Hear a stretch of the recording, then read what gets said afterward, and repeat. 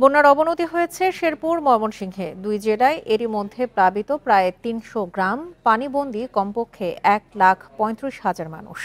পরিস্থিতি মোকাবেলায় ঝিনাইগাতি ও নালিতাবাড়ীর সব শিক্ষা প্রতিষ্ঠানকে আশ্রয়কেন্দ্র ঘোষণা করেছে প্রশাসন। উদ্ধার কাজের পাশাপাশি চলছে ত্রাণ বিতরণ। বন্যা পরিস্থিতির আরো খবর জানাতে শেরপুর থেকে যোগ দিচ্ছেন সহকর্মী সাইমুম সাব্বির শোভন। শোভন, আপনি এখন যে এলাকাতে রয়েছেন, আমরা শুনতে পাচ্ছি যে ঝিনাইগাতি এবং নালিতাবাড়ির সব শিক্ষা প্রতিষ্ঠানকে আশ্রয়কেন্দ্র হিসেবে ঘোষণা করা হয়েছে। সেখানকার সবশেষ পরিস্থিতি আপনি কেমন দেখছেন? আর যারা পানিবন্দী এলাকায় ছিল সবাইকে কি আশ্রয় কেন্দ্রে নেওয়া সম্ভব হয়েছে কিনা?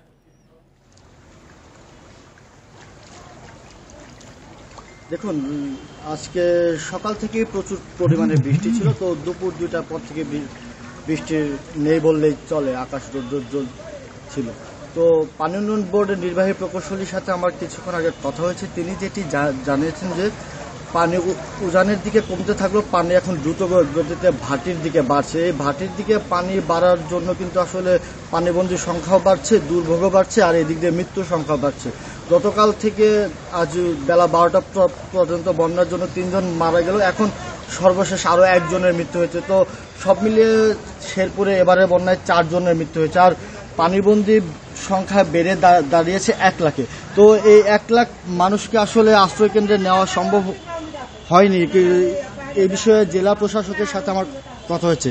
তিনি যেটি জানিয়েছেন যে আসলে উদ্ধার সরঞ্জাম তাদের কাছে সংকট রয়েছে। এই উদ্ধার সরঞ্জাম সংকট থাকার জন্য তারা আসলে জামালপুর সহ আশেপাশের জেলা থেকে উদ্ধার সরঞ্জাম সংগ্রহ করে তারপরে আজ ঠিক দুপুরের পর থেকে জেলা প্রশাসন উদ্ধার কার্যক্রম শুরু করে। তো এই কম সময়ের মধ্যে আসলে এত মানুষকে উদ্ধার করা কিছুটা একটু সমস্যা সাপেক্ষ ব্যাপার। তো সব মিলিয়ে জেলা প্রশাসন বলছে যে তারা আসলে মাঠে আছেন কাজ করার জন্য, আর বৈরী আবহাওয়ার জন্য তাদের কাজ করতে কিছুটা বেগ পেতে হচ্ছে।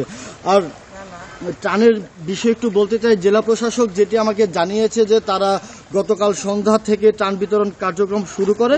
তো আজ ঠিক সকাল 10টা পর্যন্ত তারা 1 থেকে 1,500 প্যাকেট ত্রাণ বিতরণ করেন। তো তাদের কাছে এছাড়াও 5,000 প্যাকেট শুকনো খাবার মজুদ আছে।